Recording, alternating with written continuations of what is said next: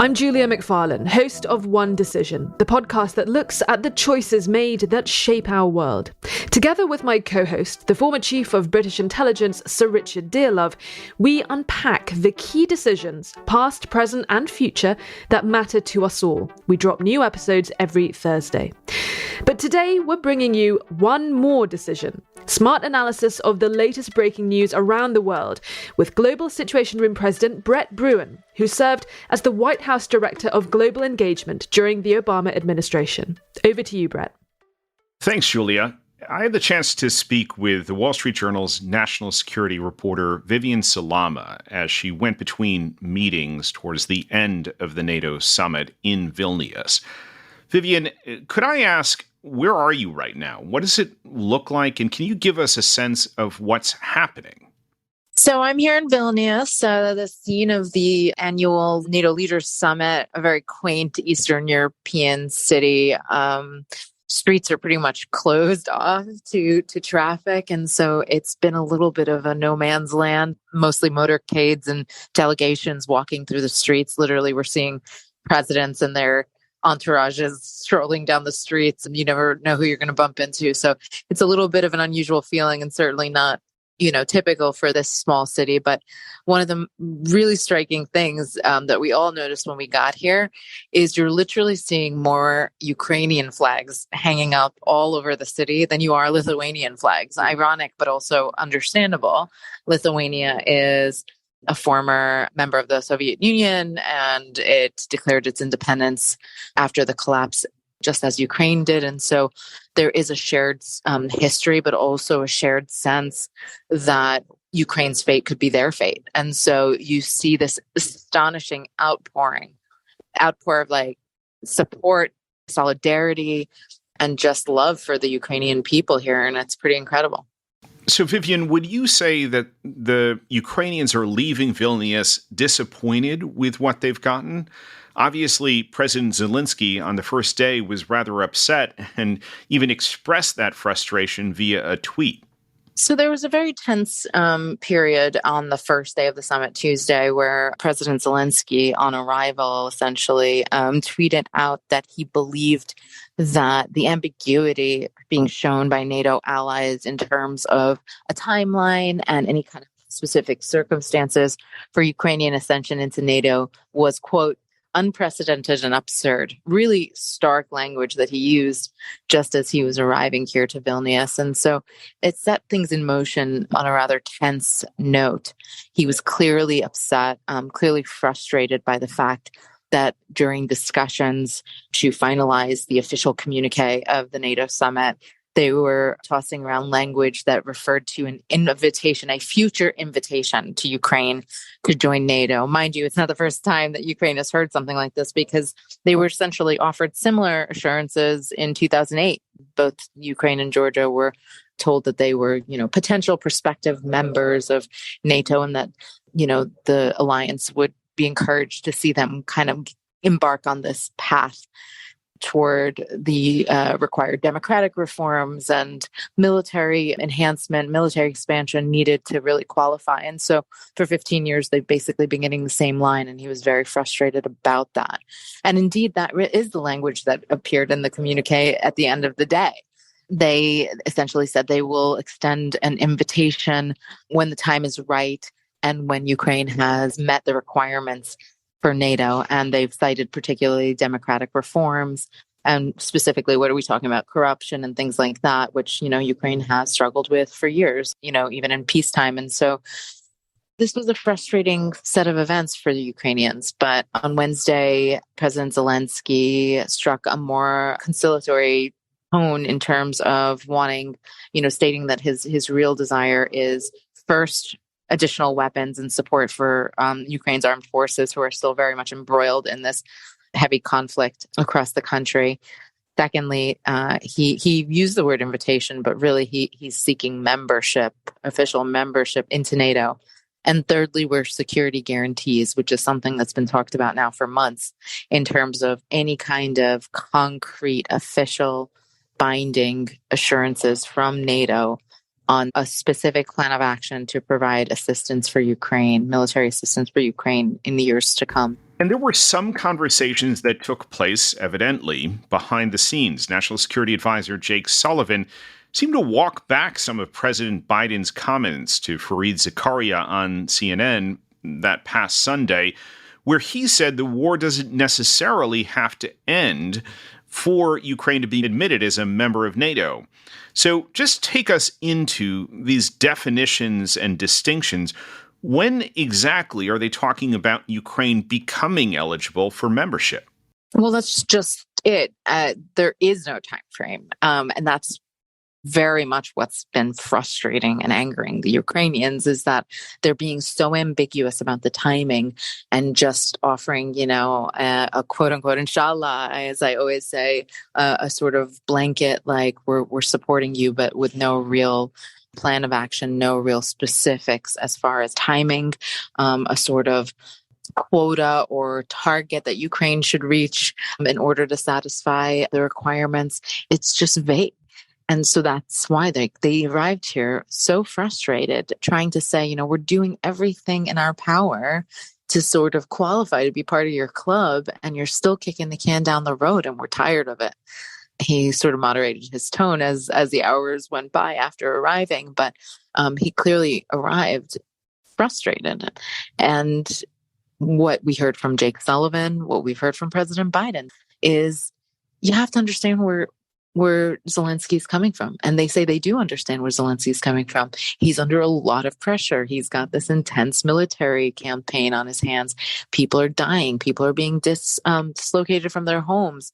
And so it's something that is increasingly weighing on him, on his presidency, trying to keep his troops' morale up. It's all of these factors playing into that frustration that you saw aired so publicly when he arrived here in Vilnius. But, U.S. officials telling us they get where he's coming from. But on the flip side, you have to recognize the U.S. is doing everything in its power.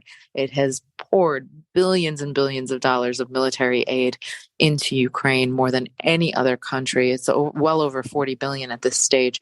More than any other NATO ally. It has provided the heaviest and hardest systems because no one makes them like the US makes them. And so there is a little bit of frustration behind the scenes among the Americans where they say, we're doing everything for this guy, and he should show us a little bit more deference and gratitude about the fact that we're really doing this for him. But then they'll tell you publicly, we get where he's coming from. And they do get where he's coming from. It's not easy where his position, and he's got to fight for his people and fight for every scrap that they get to continue this fight, because who knows how long it's going to last. And I should mention, you've covered this war from Ukraine several times. So perhaps more than most reporters in Vilnius at the summit, you have a strong sense of the Ukrainian perspective. How do you think people back both in Kyiv as well as on the front lines of these battles are going to view what's come out of the summit? Is it a dud, or is it something that they feel they can build on? It's certainly something that's going to be viewed with frustration in Kyiv. And not just Kyiv, by the way, not just Ukraine. The Polish president was expressing his frustration early Wednesday about the fact that the alliance cannot come to an agreement on this particular issue. And he said, the longer we drag our feet, the worse it's going to get. And remember, President Zelensky in his initial statement, the scathing statement, he called it weakness. And he said this is going to embolden Russia. And that's definitely on the minds of every country on the eastern flank, including right here in Lithuania, where they're so afraid that any wavering, any show of slight, disagreement within the alliance will essentially embolden Russia. And particularly where Putin is in a position where, he's coming off of this challenge to his authority, and the domestic situation seems so uncertain there. Potential crackdowns coming as a result of the challenge that he recently faced from Yevgeny Prigozhin. And so you're dealing with an unpredictable neighbor in this part of the world, and they're very nervous that the show of events that happened here in Lithuania over the course of the past 2 days are really going to make matters worse and inflame the situation. But there's also like an interesting flip side to this. And, you kind of mentioned my various trips to Ukraine. And one of the things I found interesting, and I'll tell you a really quick story, is when I was in one of the eastern cities in between Kharkiv and Sloviansk. We were in this small little town, and, we usually travel in a group because we have a translator with us and a photographer and a security. We're very lucky to have that kind of team where we go. And the mayor was talking to us, and he was so grateful for all the assistance Ukraine was getting and kind of expressing that to us. And it's very simple provincial, a gentleman, didn't speak any English. So we were kind of working through translators. And as we drove away, he started shouting and chasing after the car, saying, "I love Boris Johnson. Thank you, Boris Johnson." And this is months after Boris Johnson had stepped down as Prime Minister of the UK. But what the Ukrainians see is that the British have been so swift in delivering on aid. Whenever they need something, the British then send them these systems that they're desperate for, including long-range missiles, including tanks, including, some of the really desperately needed systems. And they see the U.S. as wavering, as just being indecisive on these kinds of things, dragging its feet a little bit. And so I talked to one senior defense official in Ukraine about it, and I explained, the situation. I kind of told him this funny story. And he said, the problem is like, we're grateful to all of them. But the British are so quick. They're so decisive. They just, whatever we need, we get it. The Americans will drag their feet for months and months and months. But when they deliver, it's like lightning. That was exactly how he described it to me. And so, that's the sense in Ukraine. And then on top of that, now you have differences in opinions about membership, which is a very, very sensitive topic there. It's bound to be met with frustration. Well, there is that old quote, which was allegedly attributed to Winston Churchill, that Americans will do the right thing after exhausting all of the other options. So perhaps we've seen a little bit of that this week. I do want to ask and also mention you have a colleague, Evan Gershkovich, who has been detained now for over 100 days in a Russian prison. First, what do you know in terms of how he's doing? And secondly, what are you hearing, and how do you think post-Prigozhin mutiny Putin is looking at the world right now, and how will he look at what has come out of the NATO summit? Well, first of all, thank you for asking about Evan. Our hearts are very heavy every day, and Wednesday marks 15 weeks since Evan was detained, and so it's hard to wrap our heads around that. But he had a consular service recently, and the U.S. ambassador to Russia was able to sit with him briefly. He also had a hearing, so we were able to see him. Unfortunately, he was behind that glass cage that is, such a stark and harsh image of just what happens sort of in these situations. A free, innocent man is standing there behind a cage, and it's just so heartbreaking to see. He seems to be in good spirits. He is in good health. He's keeping himself busy. The word we get from various Wall Street Journal representatives and from, of course, the embassy is that obviously it's a terrible situation, but he's a young man and he is staying strong, and we're all trying to stay strong with him and kind of send those good vibes. And so, we just continue to try to keep his name out there, make sure people know that this is still going on, and really all collectively remind people over and over again that journalism isn't a crime. As far as Putin's position right now with Prigozhin, it's a mystery. And I'm not saying that as a personal view. I mean, I talk to U.S. officials all the time, including people in the intelligence community. And there's a bit of head scratching going on as far as how this whole entire situation played out. It was clear that there was growing discontent, that this challenge was not something that just kind of sparked overnight. Prigozhin was becoming more and more vocal, more outspoken about his disapproval on the way that the war was being handled, the way the military was conducting certain operations. And so when this happened, it was the culmination of several months of public airing of frustrations. But the way that it ended so abruptly continues to be a mystery, as does his very brief trip to Belarus, where President Lukashenko of Belarus confirmed that Prigozhin was sent there and stayed there for a bit. But then he later on confirmed that he was back in Russia, first in St. Petersburg, and then he went to Moscow and he visited with Putin. And we don't have a ton of information about those meetings. And so it's so unclear, and it's honestly so intriguing to watch this series of events that have unfolded. But as far as, whether or not Putin's authority has in any way been weakened or challenged by this, it's so hard to say. He's cleaning up house, clearly.